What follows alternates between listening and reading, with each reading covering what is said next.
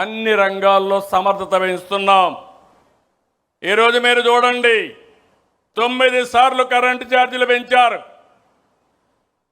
32,000 కోట్లు పెంచారు, 1,25,000 కోట్ల రూపాయలు అప్పు చేశారు, ఎలక్ట్రిసిటీ బోర్డుని దివాలా తీపిచ్చారు.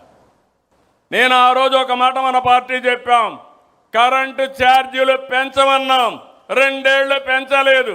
కరెంటు ఛార్జీలు భవిష్యత్తులో కూడా పెంచమని మరొక్కసారి రాష్ట్ర ప్రజలందరికీ విజ్ఞప్తి చేస్తున్నా.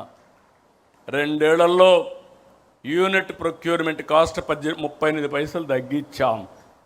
5 ఏళ్లలో ₹1.20 తగ్గిస్తాం.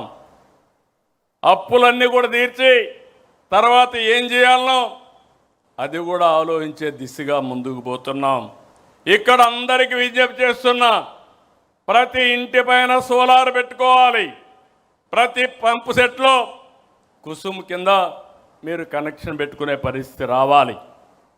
అదే మరి ప్రతి వాహనం రాబోయే రోజుల్లో మనం అందరం కూడా ఎలక్ట్రికల్ వాహనాలుగా తయారు చేసుకోవాలి. చెత్త పన్ను తొలగించాం. 85 లక్షల మెట్రిక్ టన్నులు లెగసీ వేస్ట్ అంతా కూడా ఎక్కడికక్కడ డిస్పోజ్ చేశాం. స్వర్ణాంధ్ర స్వచ్ఛాంధ్ర మొదలుపెట్టాం.